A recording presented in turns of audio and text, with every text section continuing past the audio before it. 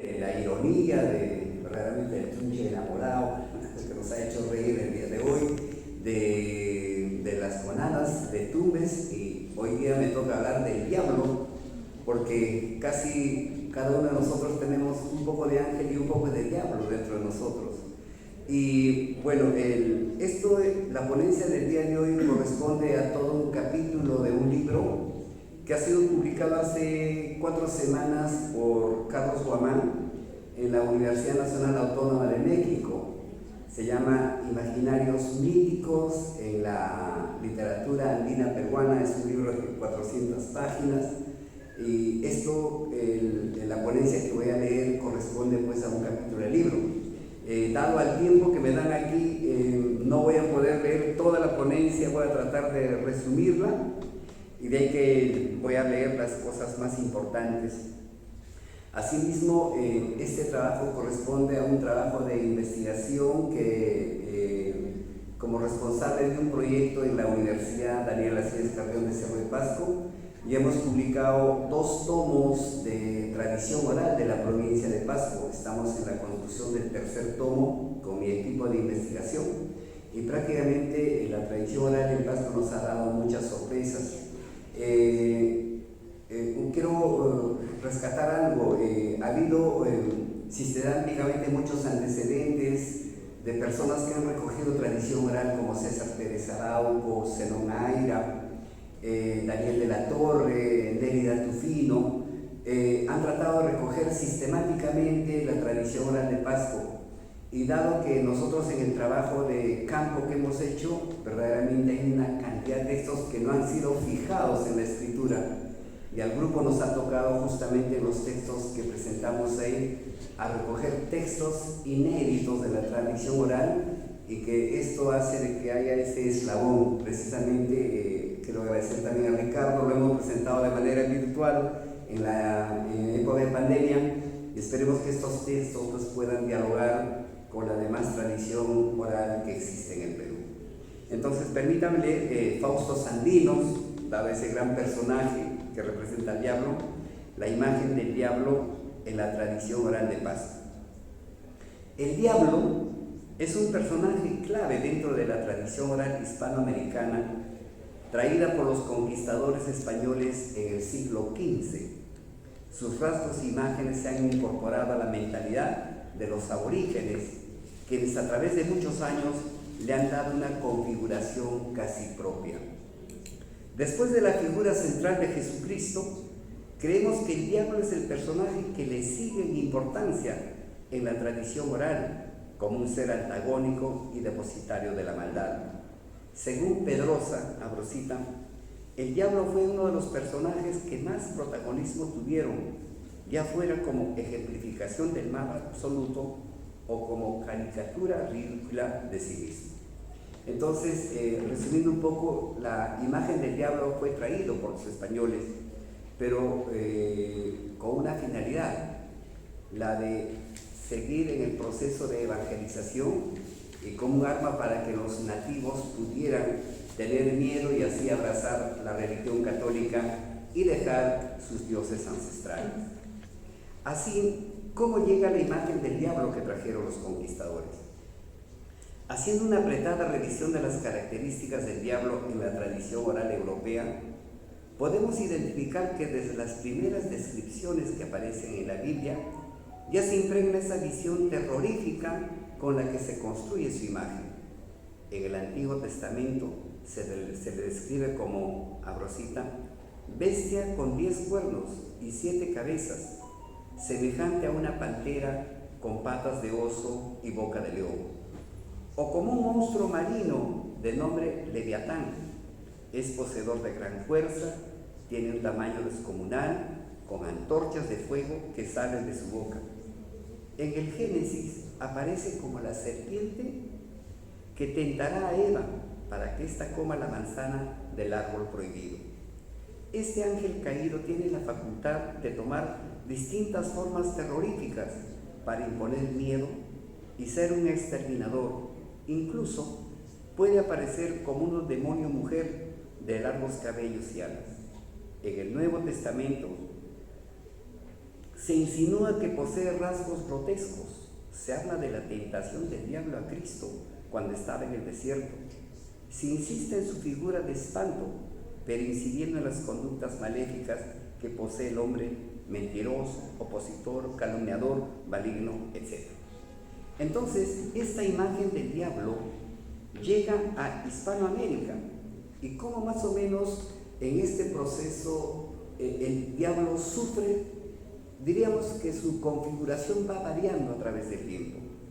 Instalados los colonizadores en tierras americanas en el siglo XV, la conquista de México por Hernán Cortés, 1519, la conquista de Perú por Francisco Pizarro, 1532. Después de las guerras civiles entre los españoles, viene un periodo de estabilidad colonial con la instalación de los virreinatos en México y Perú. Luego del saqueo español a los lugares sagrados, la destrucción de las deidades indígenas, la ambición por el oro y otros objetos de valor, los colonizadores se empeñaron en los procesos de evangelización a través de los curas doctrineros. La primera medida evangelizadora fue la de destruirle a los indígenas sus lugares sagrados y sus objetos religiosos de culto, porque según parecía, todo era pagano. Amortiguaban la dureza del procedimiento porque daban primero una orden para que los indígenas mismos destruyeran sus pertenencias culturales, y si no obedecían, entonces los militares lo hacían con gran violencia. La cristianización se hizo buscando acabar con sus tradiciones y valores ancestrales, haciendo aparecer sus cultos religiosos y sus creencias culturales como perversos e inadmisibles. La religión estuvo íntimamente ligada a la opresión colonial. En el afán por convertir al indio al cristianismo, se utilizó la violencia como método de extirpación de cultos autóctonos. Se pensaba que la religión indígena era una superstición. Entonces, frente a todo esto, ¿cómo vemos ahora esta transformación y cómo es el diablo andino? ¿Cuáles son sus características del diablo en el mundo andino? Un término andino quechua que se introdujo en el Perú para representar al diablo es la palabra supay. No es el mismo diablo europeo, ya que en su configuración se mezclan elementos de la tradición oral, de las creencias y supersticiones del habitante del Ande.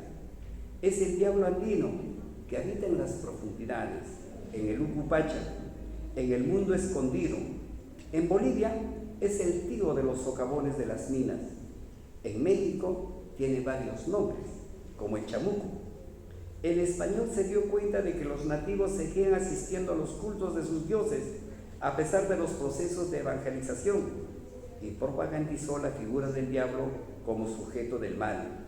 Culpó a este demonio, o sea, al supay, de la actitud resistente de los indígenas ante la cristianización.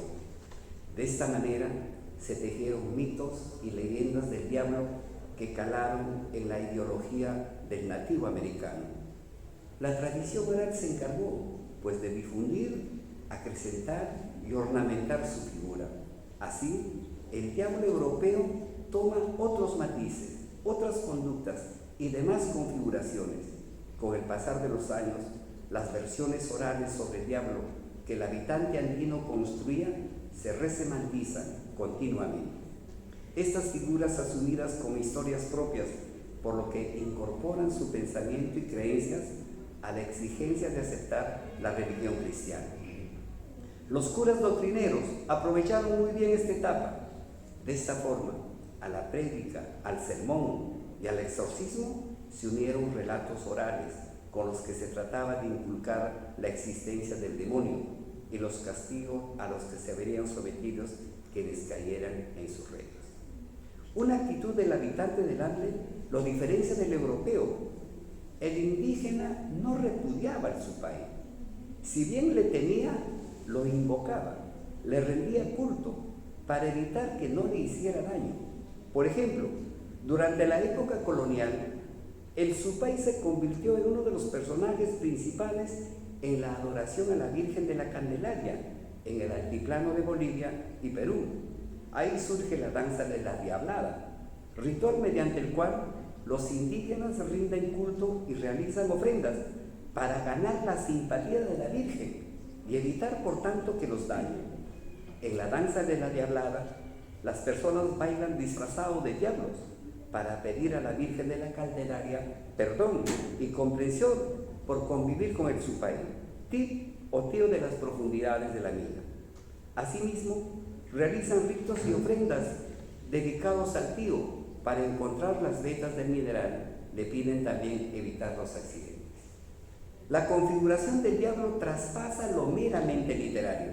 Claro, ejemplos de estas son las festividades de Semana Santa que se dan en muchos lugares, como en el poblado de Isluga, perteneciente a la provincia de Tarapacá, Chile, donde 4 personajes disfrazados de diablos desclavan el cuerpo de Cristo para que tome reposo y ellos cargan el alma del Señor en una procesión peculiar que causa admiración y comicidad entre los asistentes.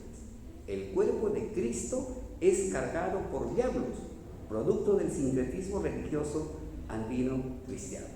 Entonces, el Supay ya no es una figura tan temible. Adorándolo, ofreciéndole rituales de culto, se puede detener su mal y a la vez sacarlo del inframundo donde está relegado para llevarlo al mundo de lo conocido. Bien, ahora sí, para ganar tiempo, voy a hablar cómo es la representación del diablo en la tradición oral de Pascua. Como anunciamos, en los textos que hemos recogido en los libros, hemos identificado cerca de 12 textos sobre el diablo. La primera fuente sobre diablos, recogida de la tradición oral pasqueña del universo mismenero, es Desdichas de Pirindín, publicada por Ricardo Palma en 1864 y reunida en la primera serie completa de su obra hacia 1893. Es una historia que se refiere aproximadamente al año de 1750. Corresponde, por tanto, al periodo de esplendor y apogeo de la minería en Cerro de Pasco. El autor reconoce que esta historia, abro cita, no es más que un relato popular que narra la llegada a Cerro de Pasco del diablo camuflado en la persona de Lesmes Pirindín.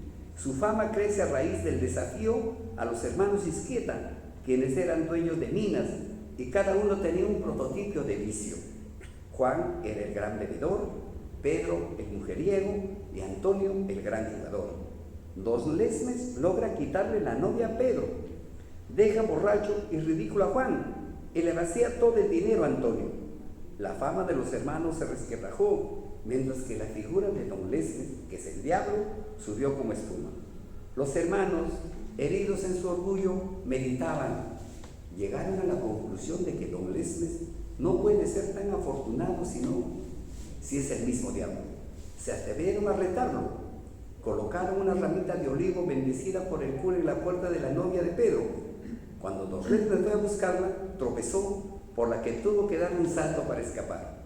La muchacha se sintió desairada y corrió a Don Lesmes, haciéndolo quedar en ridículo. Luego Antonio le tiró una partida de dados, y cuando el diablo tiraba los cubiletes, el cerreño hizo una cruz debajo de la mesa. La suerte del diablo jamás apareció, le vació todo el dinero. Herido en su orgullo, el diablo se fue a beber. Allí lo esperaba Juan, que le invitó una copa. En este había echado una gotita de óleo sagrado. Don Lesmes vomitó y salió insultando a todo el mundo. Armó un escándalo y por este hecho fue amarrado y encarcelado. Al día siguiente salió en libertad. El diablo reflexionó y decidió irse definitivamente de Cerro de Pasco, que era su mejor opción. Se fue a la cumbre de Uliachi, que es el cerro histórico, y desde allí, dando la cara al pueblo, pronunció estas palabras. Abro cita: tierra ingrata, no eres digna de mí. Verdad también que te hago falta, porque llevas en tu seno 3 pecados capitales. Desdichas de Pirindín propone una idea central. El diablo ha dejado a la ciudad minera 3 pecados: la adicción por el juego de azar, el vicio por la bebida y el gusto por las mujeres. La maldición del diablo deja a la ciudad minera estos vicios, un esquema del cual muchos centros mineros no pueden desprenderse hasta ahora.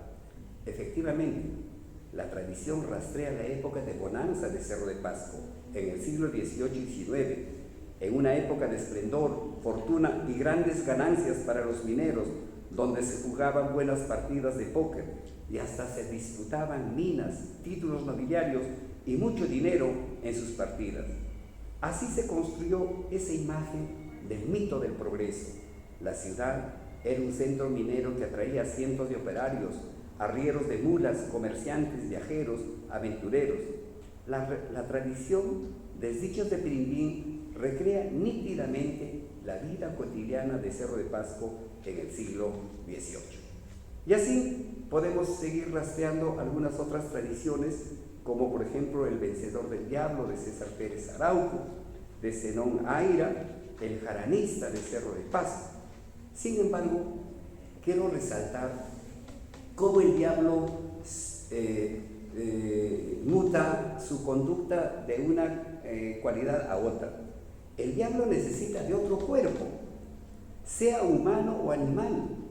Para cumplir su propósito de infundir el mal, existen varias tradiciones orales en Pasco en las que el diablo induce las acciones de los otros seres malignos del mundo andino. Esos seres malignos andinos de Lucupacha existieron antes de la llegada de los colonizadores. Formaban parte de los seres fantásticos del mundo andino. Como ya dijimos, las invocaciones de los curas doctrineros filtraron en estas tradiciones orales un conjunto de características diablo. Por ejemplo, la mula blanca de Cerro de Pasco, una tradición que toma su forma definitiva durante el periodo colonial. Corresponde a la variable del diablo mudable.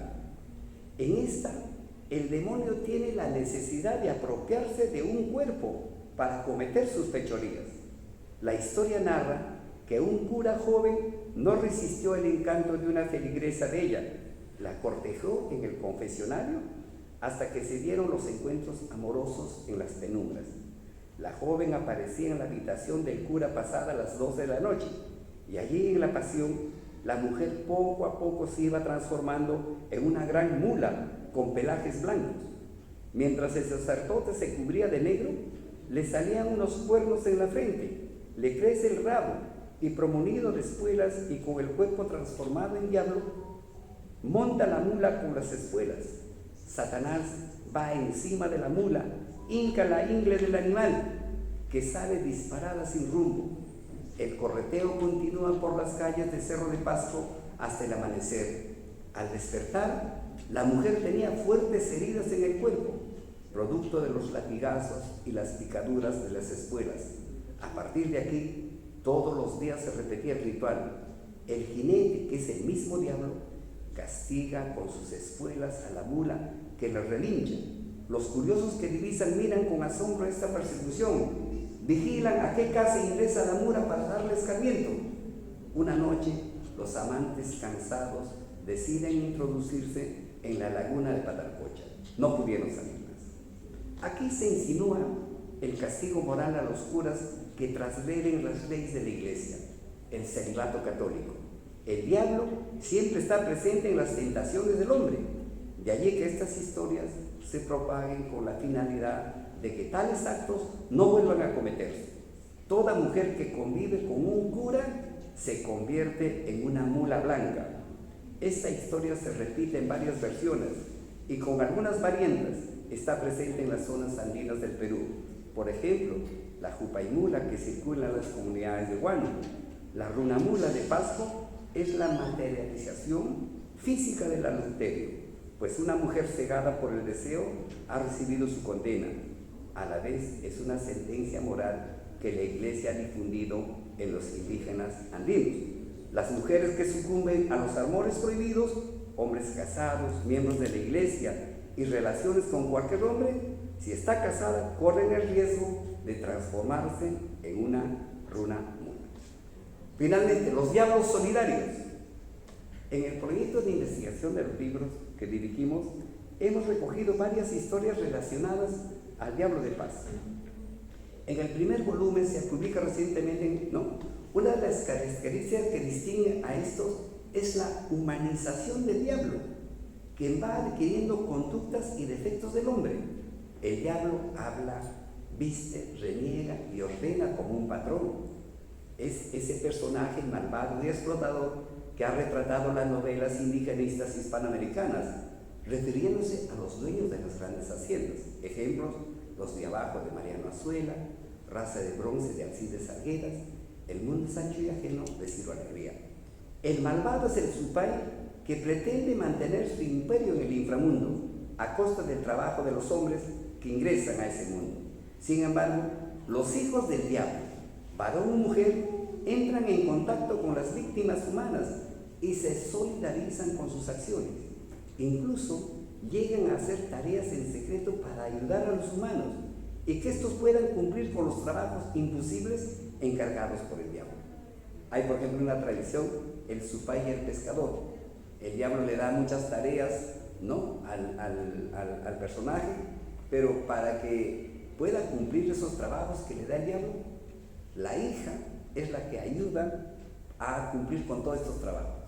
En el otro es el hijo que le ayuda como solidario, pero cuando el personaje quiere volver a su mundo, lamentablemente la hija ya no quiere. Entonces el hombre que va con muchas fortunas, lamentablemente cuando ya llega a su casa, desaparece esas fortunas porque la mujer se ha encolarizado y no se ha quedado con él. Fruto de todo este trabajo, hemos recogido entonces cómo el diablo adquiere nuevas configuraciones y en estas pues se configura. Yo podría decir de que en todas estas tradiciones contemporáneas la figura principal del diablo traída por los colonizadores poco a poco ha sufrido transformaciones en el mundo andino y esta es la imagen de muchas características típicas del mundo andino. Entonces nos atreveremos a decir que ya no es el diablo europeo, sino que ya es el diablo andino con sus propias características que circulan dentro de la tradición oral. Y de repente no solamente en Pasco, sino en todas las comunidades rurales y andinas del Perú. Me hubiese gustado leer los otros textos, pero dado el tiempo, creo que aquí nos quedamos y el diablo de repente puede estar a tu lado y tentarte para llevarte adentro. En todo caso, mejor tentemos al diablo para traerlo a nuestro mundo, ¿no? Gracias.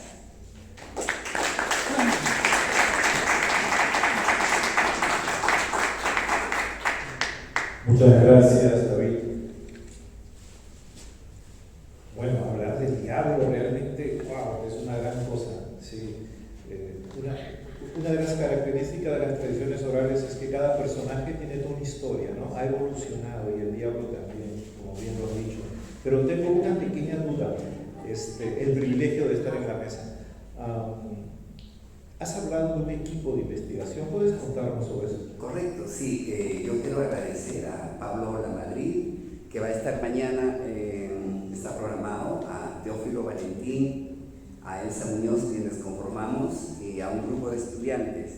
Este equipo es un equipo de tradición oral y precisamente la semana que viene estamos llevando una ponencia a México, al encuentro sobre América Latina que se va a llevar en Taxo, y fruto de una investigación también sobre tradición oral, pero ya relacionado al proceso de violencia, cómo los procesos de violencia están ahí.